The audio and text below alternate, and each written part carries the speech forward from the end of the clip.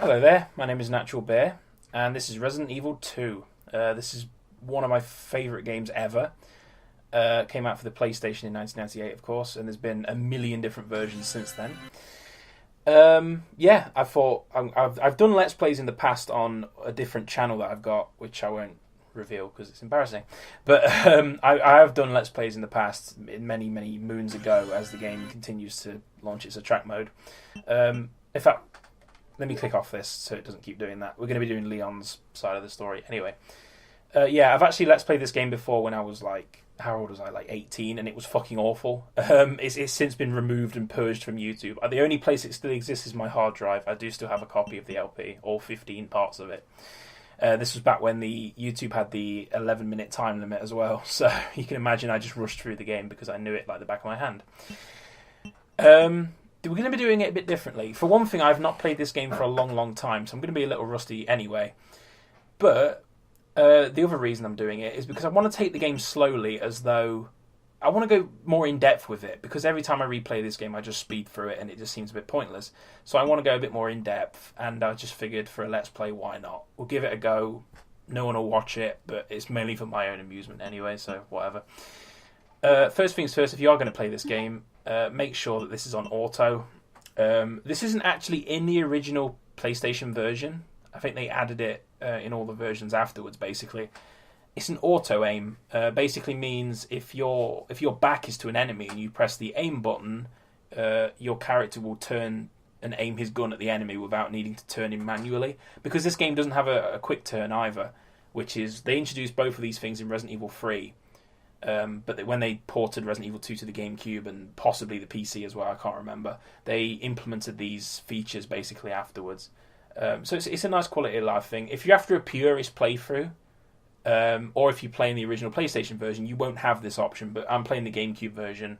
I might as well tell you, I'm playing this on an emulator. I do own a copy of the game, so it's not piracy, fuck off.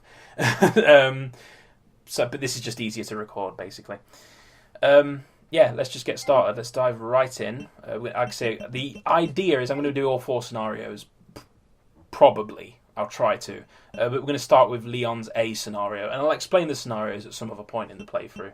But all you need to know is we're playing as Leon. And we're going to be playing on normal because easy is easy. It gives you a shitload of ammo that you don't need, so normal it is. Resident Evil 2.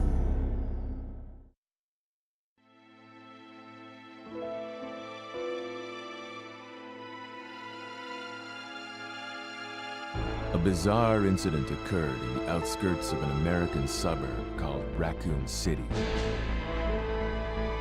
It was later revealed that the terrible disaster had been caused by the T virus, a mutagenic toxin created by the international enterprise Umbrella Incorporated for use in bioweapon experiments.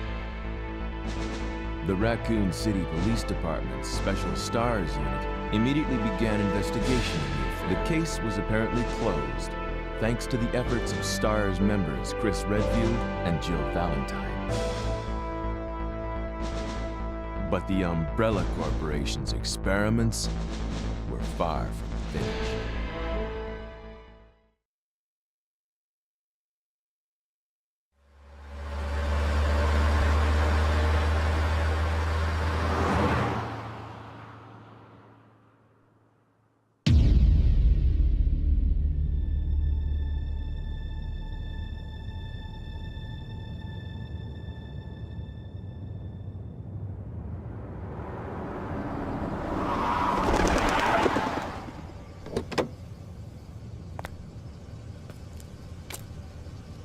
What have we got here?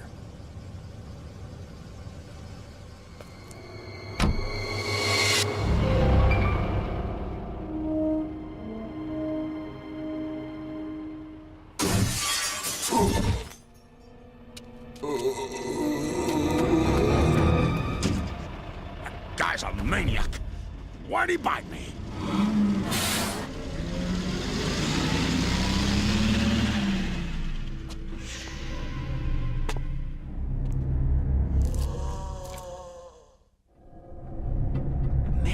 What a mess! What could have done this? What was that? What are these things? All right, that's far enough. Don't move! Don't move. No!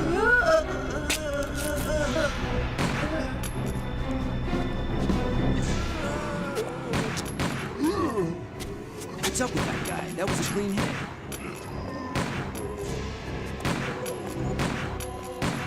We're running out of ammo here. Wait! Don't shoot! Get down! We can't stay out here. Head to the police station. It'll be a lot safer.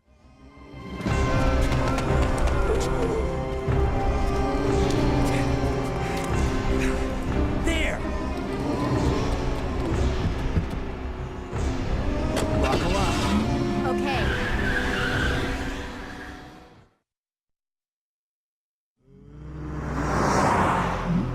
What's going on? I arrived in town, and the whole place went Great. insane. The radio's out.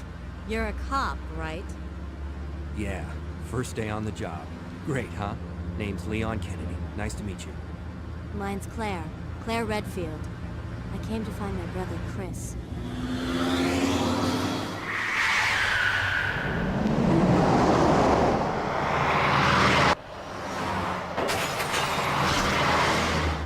Hey, could you open the glove box? Sure. There's a gun inside. Better take it with you. Look out!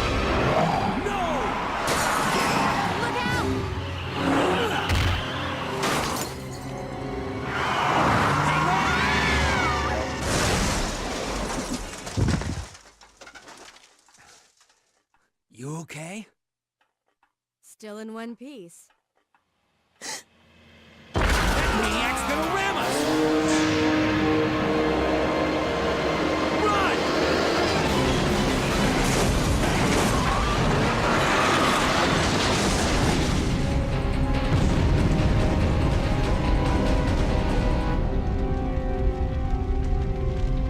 Claire! Leon! I'm okay. Head to the station. I'll meet you there. Okay!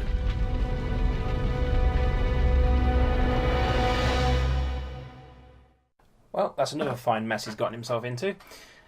Yeah, it's not looking good for Leon on his first day. This begs the question, by the way, if it's his first day, why is he wearing the uniform? Anyway, welcome to Resident Evil 2, and it does not fuck around. It immediately throws you into this situation where there's like, 8 zombies in this one area.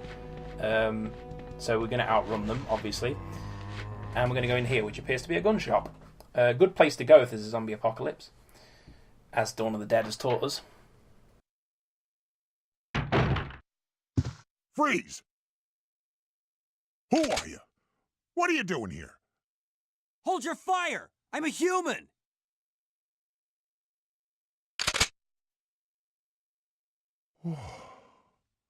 Sorry about that. I thought you were one of them.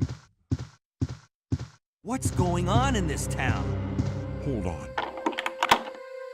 I don't have a clue. By the time I noticed something was wrong, the entire city was infested with zombies. So this gentleman is Robert Kendo. He is a very minor character, as we'll see. But basically he runs a gun shop. That is all you need to know. Also, he's a bit creepy, as we'll see later on in Claire's campaign, but that's another story for another time. But you should be safe inside here. I'm keeping a close eye on things. And you'll note he does, of course, have a shotgun, which is pretty cool, I guess. So these are bullets. You fire them out of the handgun. Did you work that part out for yourself? Yeah, there's 2 packs in here. As you'd expect, a gun shop has bullets. So we'll be taking those. Well then. I told you he was a short-lived character. Yeah, there goes Robert Kendo. Obviously we can take his shotgun, but we need to deal with the zombies to do that, so that's what we're going to do. What you're seeing is kind of classic Resident Evil combat. You press the, in this case, the A button a lot until the things die.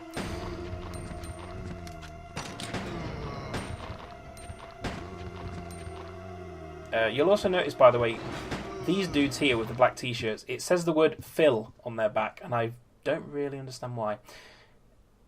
Fascinating commentary here. He has stopped breathing. Yep, he sure has. Yep, we can take his shotgun. Nice touch. There is actually a shell missing. This usually holds 5 shells, but because he's fired one, it only holds 4. I thought that's a nice touch.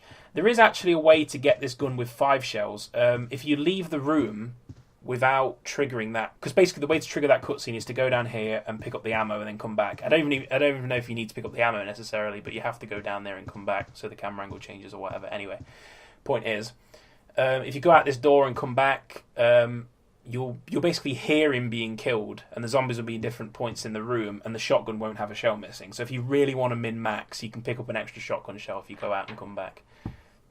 Realistically, there's not much point, so I didn't bother. Okay, it appears to be a basketball court. We can't go through there just yet. Now we can. If you go down here, there is some ammo in the back of this truck. So as you can see, the game already giving you a lot more ammo than the original Resident Evil did. And that's kind of a trend for this game. It does give you a lot more ammo than the first game did. And usually with these guys you would run past them, but I'm, trying to make it... I'm trying to show off the combat a little bit more, and I'm kind of trying to do what roughly a first-time player would do, so... You'll also notice the auto-aim doesn't work here because it counts this gate as a door, which is an interesting thing to note that I've never actually noticed before. So there you go. There is a 4th zombie, but we're never going to come back here, so we may as well just run past him. And indeed, all of the zombies in this area, if you can run past any of them, it's generally a good idea. You'll notice that people that are just speeding through the game, they'll just take a bite in that section and just go through them, essentially. But again, I'm trying to show off a bit more of the game's combat and kind of play it as though a newbie would play it in a weird sort of way. There is ammo here, by the way. This is a trend this game does a lot, especially towards the early part of the game. There's hidden ammo in a lot of places that you wouldn't necessarily know about. Now, this is annoying. This zombie's kind of fucked things up. Usually you can just run past her, but because she's done that, I have to knock her down. And the key to this area is just to hug this wall. And all being well, yep, you can run past them all, like so. There are very specific strategies for each area that, if you want to get past the zombies in the most efficient way, you have to follow. And it appears someone is being eaten. And this poor chap, what was he having for dinner? Is that a lemon on the plate, or that little light orange thing, or yellow thing, sorry, towards the bottom of the screen? And is that a croissant next to it? Also, it looks like he has a chair through his back, but I'm pretty sure it's just next to him. Why am I staring at this body? Anyway, these guys just run past them, basically. That's all you need to do. And the bus, which actually has some really cool little music you don't hear again in the whole game, as far as I remember.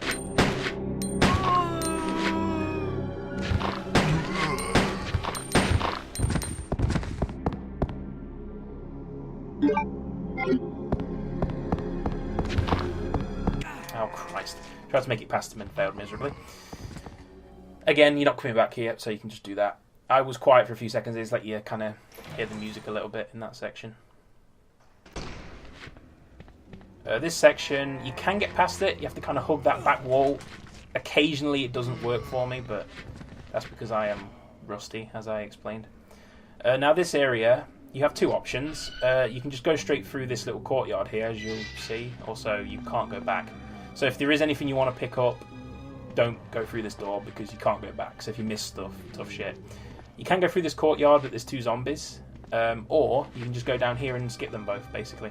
So you may as well just do that.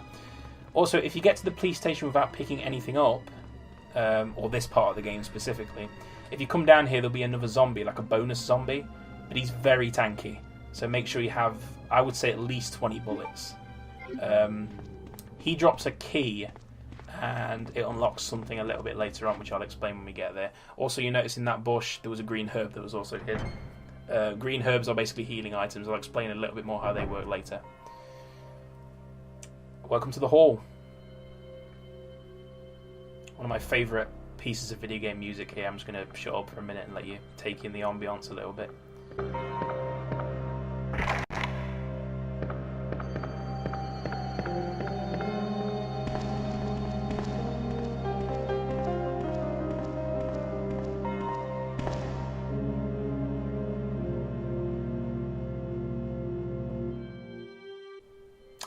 Lovely. This fountain is for a puzzle, which we'll see a little bit later on. You'll also notice both of these doors are electronically locked. There is a door here, but I'm just going to nip round here first, because there is 30 handgun bullets on this little desk here. Usually there's only 15, but this pack's 30 for some reason. You'll also see this ink ribbon and a typewriter, which is for saving your game, basically. We won't be doing that just yet, since there's not much point. We've only just started. And there's a computer here. As you can see, this controls the locks on the doors, but we need a card key. And there's only one door left we haven't tried, so I guess we're going to go that way.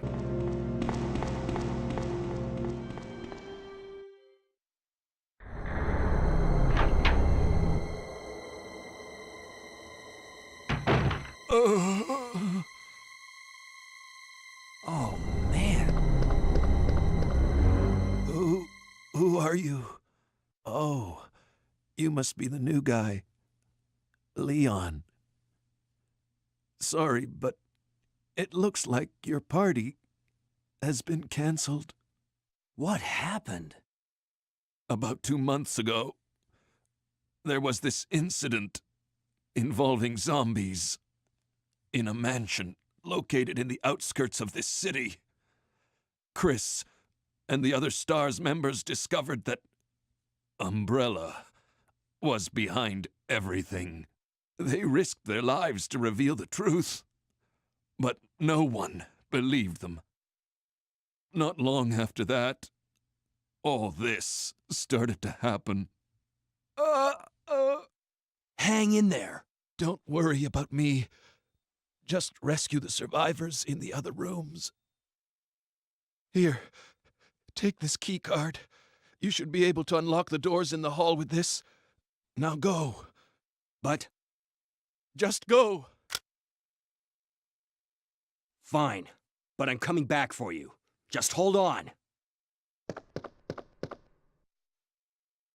So that kindly gentleman there, the Will Smith lookalike, that is Marvin, and we'll be seeing him later on. He's a minor character, but we will be getting a little bit more about Marvin later. Okay, so he gave us a card key, and of course we're going to use this to unlock the doors.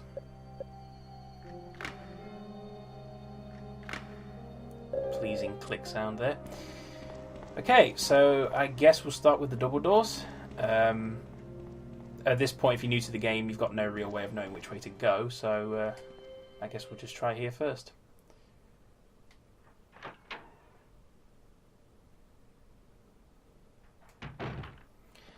And this is the game's first item box.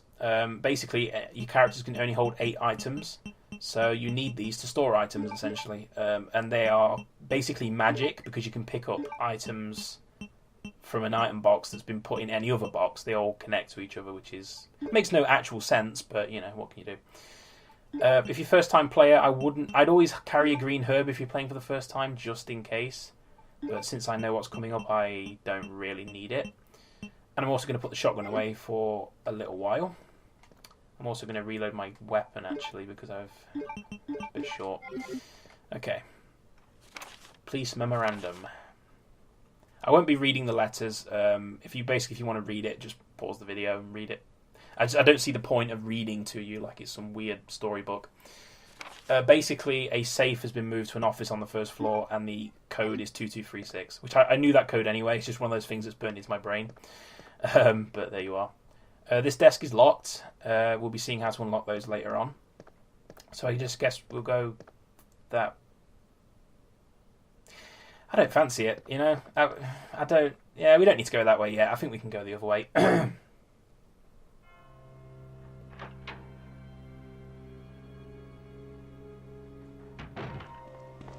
You know, that way it looked a bit cold.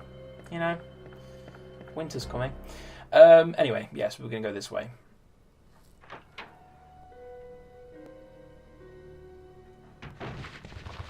That's a lot of zombies. Okay, we're going to go this way first. This is the office that the memo was just talking about, basically. So, here we are. These zombies, just run past them like that. This guy on the floor, you'll notice his head moving slightly. Yes, he is still alive. So there we are. We're going to do this area a little bit riskily, but I think it'll be okay. Hang on a minute.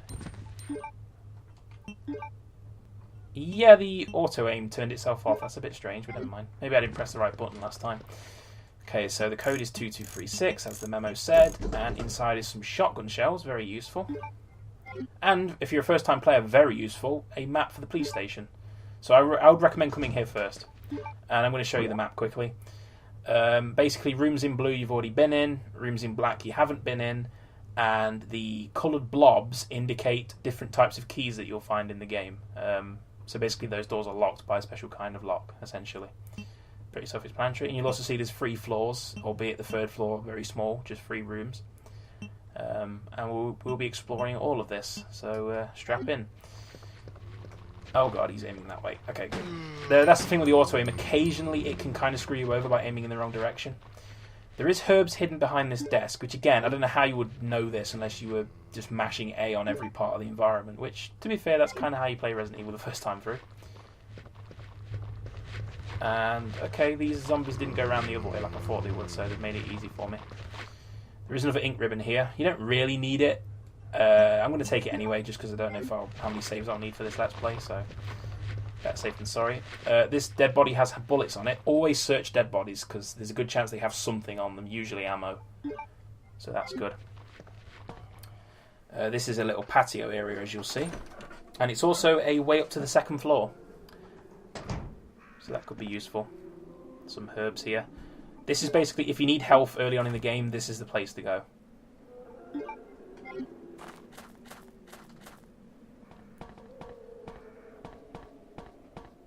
Now, you may have already noticed there's a problem before I even go to pick this up. Can't carry it. Well, that's where combining herbs comes in. Basically, herbs on their own, or green herbs at least, don't really heal that much health. But by combining them with other herbs, you get more effects. In this case, if I combine this with this, I get a mixed herb with 2 greens, which is basically heals like a medium amount of health, essentially. And if I combine 3, this will fully heal my health, or restore my health, I guess. It works in exactly the same way as a first aid spray, which we'll see later on as I pick them up. The difference is first aid sprays affect your rank. So if you want a higher rank, don't use first aid sprays, or try not to use too many at least, because it will affect your rank. But green herbs you can use as many as you like. So there we are. So if you need space in your inventory and you have herbs, it's a good idea to combine them. It's a good idea to do that anyway, because it increases their effectiveness, but there you are. This door, it's locked, so you can't go up to the 2nd floor just yet. But that will come in time, my friends.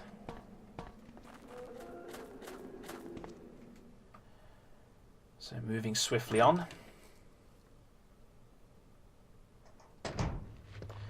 By the way, when you come into a new room, zombies will reset. So it's a good idea to sometimes come in and out again if you need zombies to go back to their default positions to help dodge them or fight them better. This door's locked. You need a heart key, and we won't be getting that for a very long time. So just remember the locations of that, or the location, I should say, of that door. And yes, that zombie is still alive. Well, not alive, he's a zombie, but oh, you know what I mean. Anyway, won't be coming back to this office for a while, so there we go. And now we're going to start shooting zombies. I believe there is a way to get past these guys without being bitten, despite the fact they take up the entire hallway, but it requires millimetre precise movement. I don't remember the route anyway, so there we are.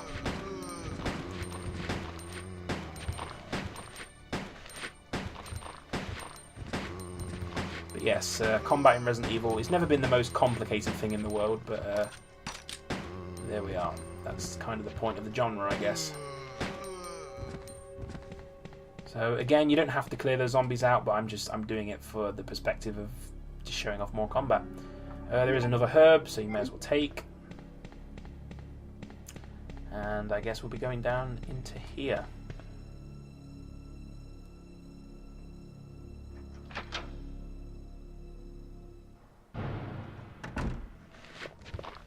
And as you can see, it does say Phil on their back. I'm pretty sure that's what it says anyway. I'm not sure why. Phil, who has a shirt with that on their back. That was a pretty impressive dodge, considering I've not played this game in a while. That door I just ran past is locked. I'll show that off on the way back. I was just trying to show off a bit of dodging, basically. Just to see if I still had it, if you know what I mean. Yeah, red herbs. Basically, these work the same way as combining 3 greens. So if you combine a green and a red, you get a fully restorative healing item, essentially. Which, again, very useful. And you should always take red herbs if you can carry them, basically. This door, by the way, locked. This uses the club key, which, again, we won't get for a very long time. So for now, this is the only door that's open down here.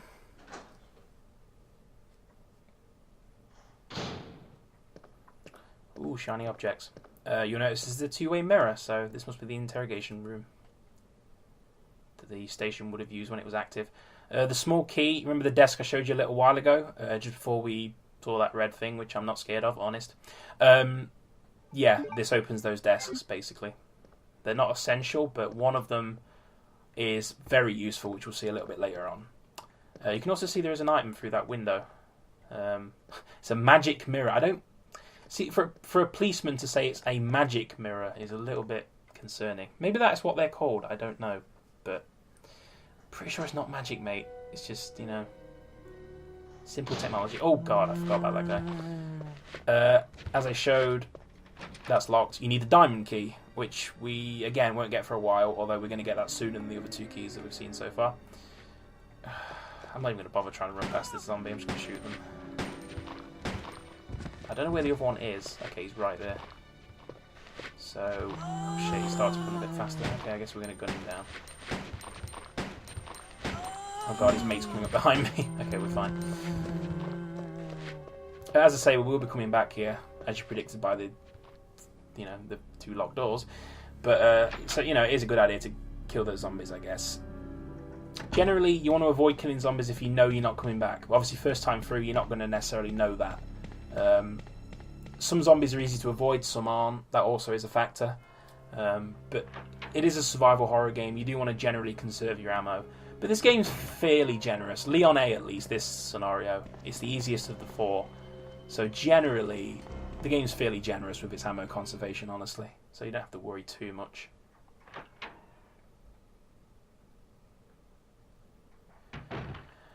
Oh god, I've just realised what we've got to do. Okay, I guess that, whatever that thing was earlier, we're going to have to go and maybe get past it. I don't know. Bloody hell. Okay. So we'll put all this stuff away, and we will be getting the shotgun out, so have no fear. I'm going to put the shotgun shells away. I think that's it's a brave decision, but I think we'll be okay. We do have the handgun to fall back on if necessary. The small key, I'm just going to use it here, because why not? Basically, it gives you ammo. Only 15, but it's worth it, sort of, maybe, if you're struggling. Of course, it's too dark. Okay, I guess we're just going to go through.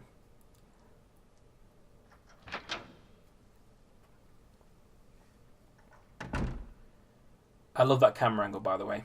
It's pretty cool.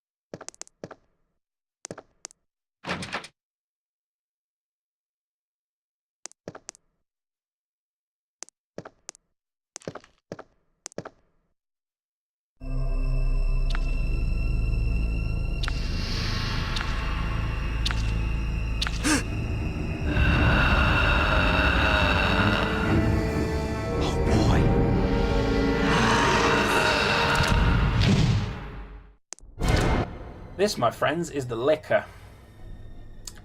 Lickers are blind, which is interesting. So in theory, you can get past this guy if you walk very quietly. We're not going to do that, though, because that's boring. We're going to shoot him in the face. Ow. They generally take about 3 shotgun shells.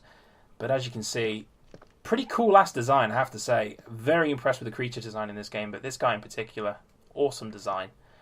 Yeah, these guys really scared the shit out of me the first time I played this game. Granted, I was very young, but even still, I think the design is so fucking cool on those guys. It's just awesome. There is a herb here, so if you took damage during the fight, they did provide a herb. But, yeah, welcome to the Lickers. If you're wondering why they're called Lickers, well, they have a large tongue. I guess we're going to move on through this area here.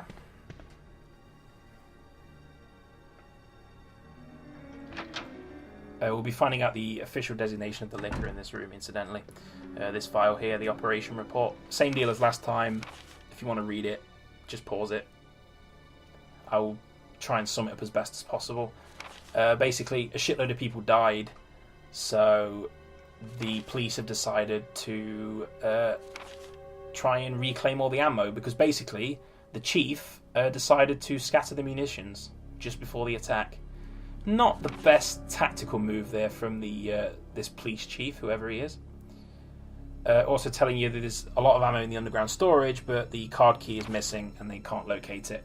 And also the electronic locks in the basement are down, and so they want to restore power. The injured have been sheltered in the confiscation room. That was where we saw Marvin earlier, so presumably he was one of the men injured in the battle. 12 people apparently were injured.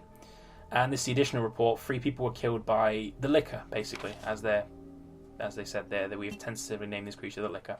So there we go. So it seems like things went to shit very quickly once the attack started. But this appears to be some sort of operation room. And there's a Coke machine in the corner, as there should be. The reason we're here, however, is this back room. You'll notice there's a fireplace here. A sacrifice to the Hellfire. Very simple puzzle. If you've noticed in your inventory, Leon has a lighter. This item can't be dropped. It stays in this slot basically for the rest of the game. Claire has a different item, which we'll get to when we move on to that. But yeah, simple puzzle. You just got to light the fire. Very simple. Just to introduce you, I guess, to the game's, item mechanics, I guess. Also to make it's to keep you reminded of Leon's lighter, because it does get used several times. And we'll pick up a red jewel. Also in this corner, by the way, handgun bullets. Again, no idea how you'd know this, but there are handgun bullets. So if you need ammo, go and get it. So I guess we'll check the jewel. As in the first game, you can check items. This time you can't rotate them though, which is kind of a step backwards. But I guess this just streamlines the procedure somewhat. But basically, sometimes when you check items, it changes the name of them. So now the item is called Virgin Heart. Something I'm not familiar with. Honest. Anyway, yes. That will be used in the puzzle later on. I don't really know where I was going with that Virgin Heart joke. I was originally making it like a serial killer thing. And then it didn't really come out that way. I don't know. Just ignore that. Yes, let's move on. Both figuratively and literally, let's move on.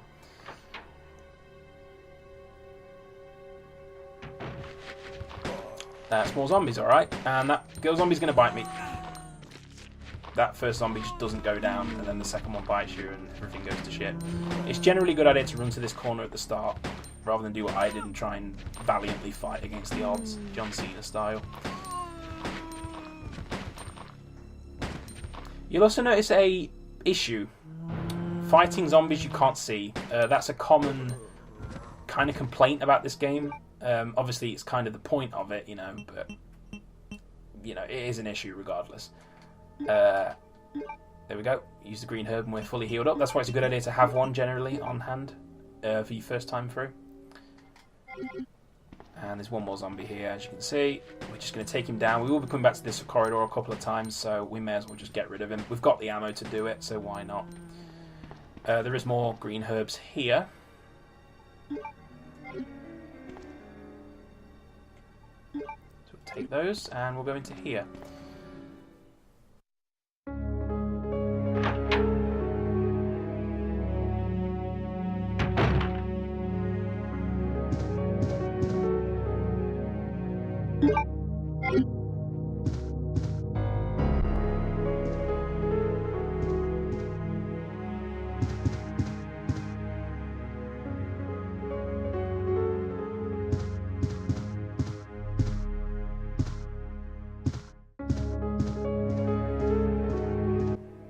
one of my favourite themes in any game, really. It's probably my favourite save theme out of all the games. The games have kind of got a tradition of, save rooms being safe and all that kind of thing. You notice there's another report on the table here, Operation Report number 2, the sequel that no one asked for. Again, summing it up, another battle broke out. They lost 4 people. Fun little note here, including David. David is the reporter of the writer of the last report. So I thought that was a nice touch that, the first report was written by this guy and the second one was written by a different guy because the first guy died. So basically, at this point, September 28th, 2:30 in the morning, they're down to 4 people, which is not great, of a whole station of police officers in a presumably pretty big town. Raccoon City seems like a big place. So basically, they're going to try and escape through the sewer. And they locked the only door leading to the underground, and they left the key behind in the Western office. And Elliot Edward hopes it will be helpful, which it kind of is. Another item box here, as you'd expect. For now, we won't be needing this jewel, so we're going to put it back. Ditto the shotgun, and we'll keep a herb, I guess. Why not? Actually, no, we're not. We're a man, damn it. We're going to put that thing back. There's another ink ribbon and another typewriter. Here, as it is a dark room, you can develop film. So you will find a few film canisters scattered throughout the game, and this is where you come to develop them. So there you are. We'll take the ink ribbon, why not? This cabinet in the corner. I believe this is I think this is the cabinet where if you get to the police station without picking anything up, you can go and kill that zombie in the underground. You can get the key and it'll open that. I'll probably do like a little roundup video at the end, just showing off things like that I've missed, just so everyone's informed. But yeah, we're going to save and call that a part, I believe. So we'll do that. You'll see I have a save. Fun fact, I actually recorded quite a lot of this game, but couldn't use any of the footage due to some issues with the microphone I was having, so never mind. We're just going to overwrite it, because why not? But yeah, that about does it for part 1. So hopefully you enjoyed it, and we'll be back for part 2 soon. Until then, bye.